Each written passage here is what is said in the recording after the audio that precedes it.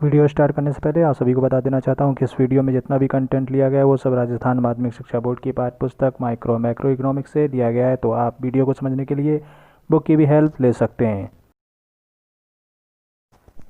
Class 12 subject economics chapter number 2 और topic name है उपभोक्ता संतुलन एक वस्तु के लिए। उपभोक्ता संतुलन एक वस्तु के लिए ये आज का टॉपिक है और एक से अधिक वस्तुओं के लिए वो हमारा नेक्स्ट वीडियो का टॉपिक होगा।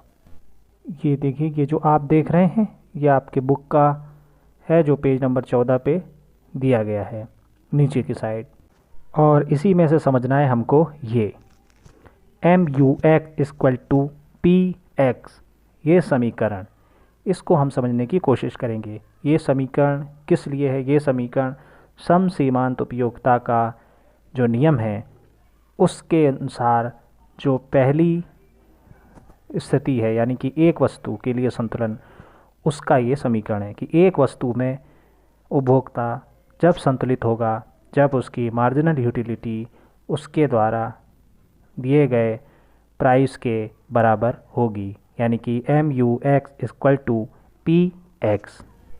और आप ये सोचेंगे कि ये समीकरण कहाँ है, तो ये समीकरण यहाँ है पेज नंबर 14 पर। आप देखिए नीचे की साइड समसीमांत उपयोगिता नियम एवं उपभोक्ता संतुलन, ये जो हेडिंग लिखी हुई है उसके नीचे ही ये आपको चीज़ मिल जाएगी और ये समीकरण यहीं से लिया गया है। इस समीकरण को जहाँ पे रेड कलर की लाइनें हैं यहाँ पे देखिए लिखा है अर्थात MUX इक्वल देन P, और रेड कलर की लाइन में लिखा हुआ है गणनावाचक दृष्टिकोण में उपभोक्ता संतुलन के लिए आवश्यक है कि X वस्तु की सीमांत उपयोगिता यानी MU X वस्तु की बाजार कीमत यानी PX के बराबर होगी। तो इसको हम समझते हैं। ये देखिए, एक्चुअली ये नियम यह कहता है कि एक वस्तु के लिए उपभोक्ता जब संतुलित होता है यानी जब खरीदने के लिए तैयार होता है, जब उस वस्तु की जो सीमांत उपयोगिता यानी कि MU उसके बाजार कीमत यानी कि प्राइस के बराबर होती है, तब वह वस्तु खरीदने को तैयार हो जाएगा। और सरल शब्दों में पहले भी समझा चुका हूँ कि जब कोई उपभोक्ता अपनी जेब से पैसे खर्च करता है तब उसे जितने पैसे वो खर्च कर रहा है उसके बराबर की अगर संतुष्टि यानी मार्जिनल यूटिलिटी मिलती है तब वह वस्तु खरीदने के लिए संतुलन की अवस्था में होगा, यानी तब वह वस्तु खरीदकर संतुलित स्थिति में पहुंचेगा। ये हम इस स्लाइड से समझेंगे। इस स्लाइड में ऊपर लिखा हुआ है समसीमांत उपयोगिता नियम दिखाई दे रहा होगा, फिर लिखा है उपभोक्ता संतुलन, ये भी दिखाई दे रहा होगा एक वस्तु के लिए। यानी इसका मतलब क्या है? समसीमांत उपयोगिता नियम के अनुसार एक उपभोक्ता एक वस्तु के लिए कब संतुलित होगा? फिर से सुन लीजिए, समसीमांत उपयोगिता नियम के हिसाब से एक उपभोक्ता संतुलन एक वस्तु के लिए किस स्थिति में होगा?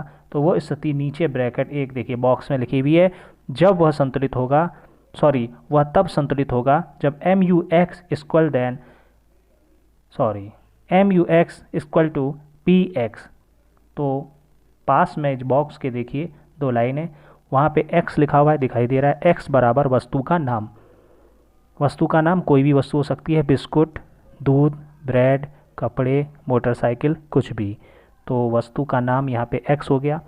MUX यानी उस X वस्तु की सीमांत उपयोगिता, उस X वस्तु की मार्जिनल यूटिलिटी। और अगर सरल शब्द में देखें तो उस X वस्तु से प्राप्त होने वाली आनंद, संतुष्टि या मज़ा, वही उसकी MUX हो गई। तीसरा नंबर देखें पास में ही लिखा हुआ है PX बराबर X वस्तु की कीमत, P फॉर प्राइस।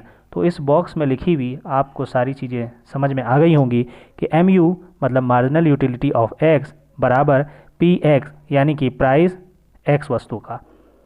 तो समीकरण क्या कहता है? सिंपल सी बात कहता है कि जब X वस्तु की मार्जिनल यूटिलिटी X वस्तु के प्राइस के बराबर होगी तो उपभोक्ता संतुलित होगा। यानी एक वस्तु X की जब सीमांत उपयोगिता वस्तु X के कीमत के बराबर होगी तब वस्तु का जो उपभोक्ता है वो संतुलन की स्थिति में होगा। यही चीज़ आगे दी हुई है, देखिए नीचे। इस नियम के अनुसार उपभोक्ता संतुलन के लिए यह आवश्यक है कि वस्तु की सीमांत उपयोगिता ब्रैकेट में MU यानी कि मार्जिनल यूटिलिटी वस्तु की बाजार कीमत ब्रैकेट P यानी कि प्राइस के बराबर हो, यानी कि MUX equal to PX। X वस्तु का नाम है, P फॉर कीमत यानी कि price, MU for marginal utility यानी कि सीमांत उपयोगिता, यानी कि आनंद और मजा या संतुष्टि, यानी कीमत के बराबर जब मजा मिले तब उपभोक्ता संतुलित होगा, यानी कि MUX equal to PX। Next देखते हैं इस अगली स्लाइड में, जो आपकी किताब पे जहाँ समीकरण लिखा है पेज नंबर 14 पे, उसके नीचे कुछ लाइनें दी हैं। उन लाइनों को समझाने के लिए ये 2 स्लाइडें मैंने आगे बनाई हैं। वो लाइनें क्या कहती हैं? वो लाइनें ये 2 शर्तों को बताती हैं। वह लाइनें ये जब आप पढ़ेंगे किताब में तब आप नहीं अगर समझ पाएँ तो उसके आप इस स्लाइड से हेल्प ले लीजिएगा। इसमें लिखा है पहली शर्त या A, अगर मान लें सीमांत उपयोगिता वस्तु की कीमत से ज़्यादा होगी तो क्या होगा? अगर वस्तु की सीमांत उपयोगिता MUX वस्तु की कीमत यानी प्राइस से ज़्यादा हो तो क्या होगा? तो लिखा हुआ है उपभोक्ता ग्राहक की वस्तु को ज़्यादा मात्रा में खरीदेगा। नहीं समझ में आई? सरल शब्दों में समझते हैं। अगर मान लीजिए किसी वस्तु में मज़ा बड़ा ज़्यादा आ रहा है और उसके रेट क्या हैं? बहुत कम, सस्ते रेटों पे, नीचे के रेटों पे बढ़िया माल मिल रहा है, तो क्या होगा? इंसान बहुत ज़्यादा खरीदेगा कि नहीं खरीदेगा भाई? सिंपल सी चीज़ है ये तो। अगर आपको बड़ी बढ़िया चीज़ मिल रही है, मज़ेदार चीज़ मिल रही है, लेकिन उसके रेट बहुत कम है, तो जम के लोग खरीदेंगे। आपने देखा होगा मार्केट में जब सब्जी वाला आता है और सब्जी वाला क्या कहता है? टमाटर 5 रुपए किलो, और बहुत ही अच्छे टमाटर 5 रुपए किलो मिलने लगे, जो कि मार्केट में अभी 20 रुपए मिल रहे हैं, तो लोग क्या करेंगे? जम के वस्तु खरीदेंगे, ज़्यादा खरीदने लगेंगे। तो ये एक स्थिति है, यानी कि MUX ग्रेटर दैन PX, यानी मार्जिनल यूटिलिटी PX से यानी कि प्राइस से ज़्यादा हो गई।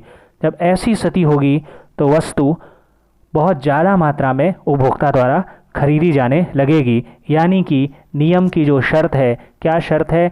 MUX इक्वल दैन PX वो पूरी नहीं होगी और उपभोक्ता संतुलित नहीं होगा। अब आप कहेंगे संतुलित हो तो रहा है भाई, मज़ा आ रहा है, सस्ते रेट पे मिल रही है, तो वो संतुलित नहीं है, वो ज़्यादा क्या कहते हैं, आनंद में है। वो ज़्यादा आनंद में, अभी संतुलित नहीं है। वो ग्रेटर दैन PX यानी कि उसकी संतुष्टि का जो लेवल है वो प्राइस के मुकाबले ज़्यादा है, यानी कि वो ज़्यादा वस्तु खरीदेगा, जो कि हमारा नियम की शर्त पूरी नहीं करता है। तो इस स्थिति में नीचे देखिए लिखा हुआ है PX स्मॉल दैन MUX, या फिर आप उसको उल्टा लिख सकते हैं MUX ग्रेटर दैन P, और यह स्थिति नियम की शर्त को पूरा नहीं करती, इसलिए यहाँ उपभोक्ता संतुलित नहीं होगा। ये चीज़ लिखी हुई है, आपने पढ़ ली होगी। नियम को संतुलन की शर्त पूरा नहीं करती, इसलिए यहाँ उपभोक्ता संतुलित नहीं होगा। तो नियम की शर्त क्या है? वो शर्त ठीक ऊपर लिखी हुई है बॉक्स के अंदर, MUX इक्वल टू PX, लेकिन यहाँ पे वो शर्त पूरी नहीं हो रही है। आप ये सोच रहे हैं अगर, तो गलत बिल्कुल सोच रहे हैं कि ये तो बड़ी मज़ेदार चीज़ है कि हम ज़्यादा आनंदित हो रहे हैं और नियम कह रहा है संतुलित नहीं है। कैसे नहीं संतुलित हैं? संतुलन बराबर पे होता है, ज़्यादा में भी नहीं होता संतुलन और कम में भी संतुलन नहीं होता। जब आपको पैसे के मुकाबले ज़्यादा संतुष्टि मिल रही है तो भी वो संतुलन की स्थिति नहीं है समसीमांत उपयोगिता नियम के अनुसार। और अगर इसकी उल्टी स्थिति हो जाए, जो कि अगली स्लाइड में है, यानी कि आपको प्राइस बहुत हाई लगने लगे और संतुष्टि बहुत कम मिलने लगे, तो भी वह संतुलन की स्थिति नहीं रहेगी। आ रही है बात समझ में?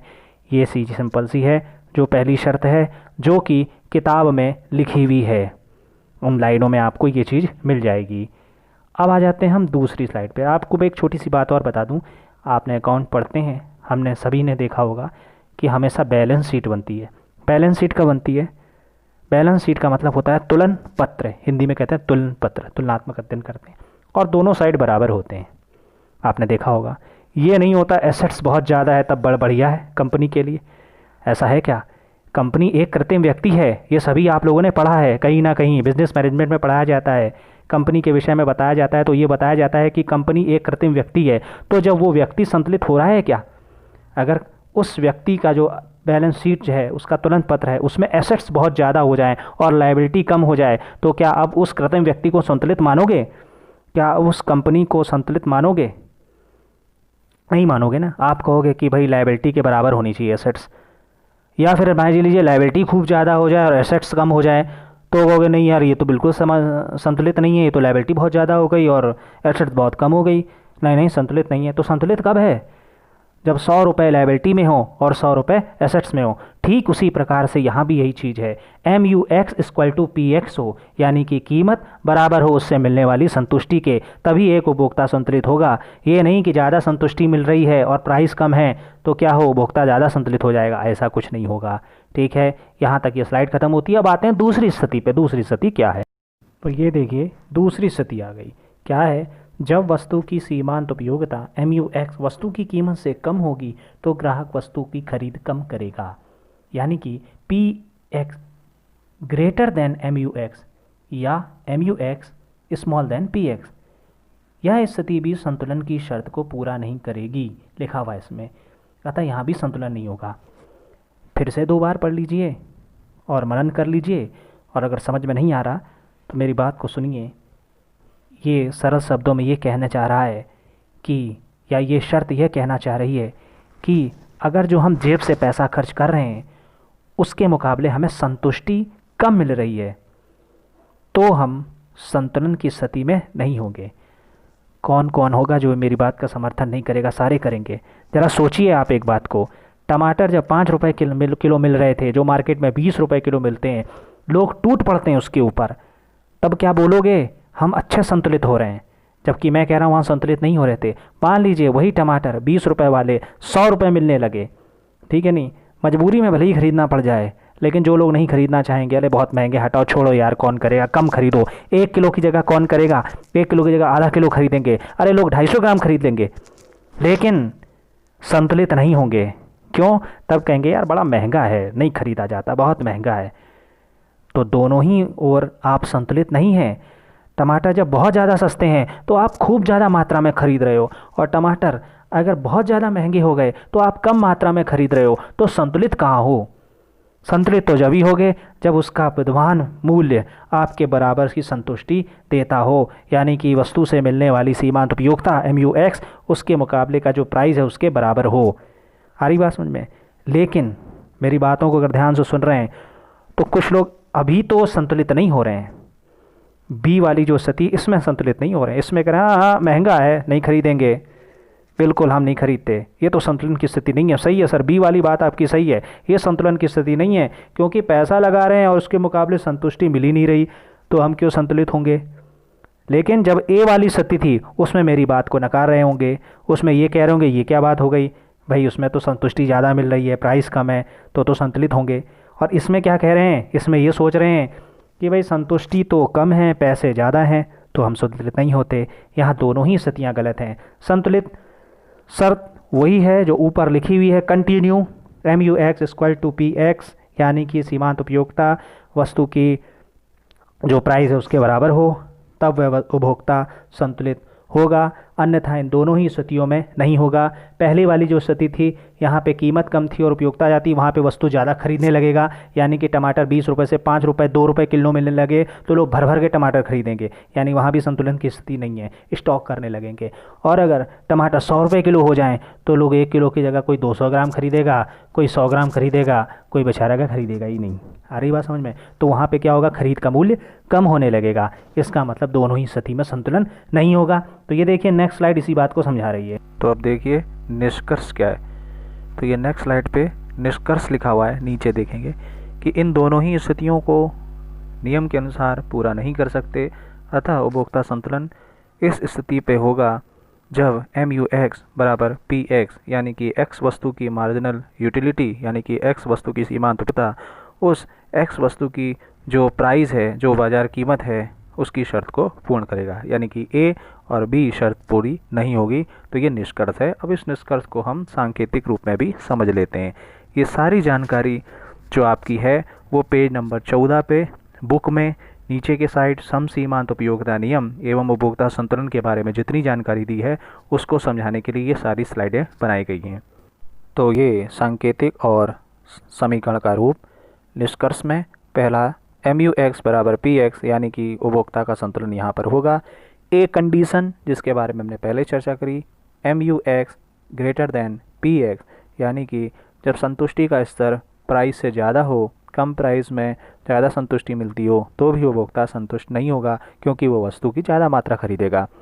बी कंडीशन पे देखिए, M U X small than P X, यानी कि एक्स वस्तु की जो संतुष्टि है जो प्राइस से कम होगी तब भी उपभोक्ता संतुलित नहीं होगा क्योंकि वो वस्तु की खरीदी में कमी करेगा, यानी वस्तु को कम खरीदेगा। तो ये सांकेतिक रूप से आपके सामने दोनों कंडीशन है। ये सब चीज़ आपको पेज नंबर 14 पर जो जानकारी दी है उसको समझाने के लिए यहाँ पे बनाई गई है। ये वो पेज है, पेज नंबर 14 जिसका मैंने जिक्र किया।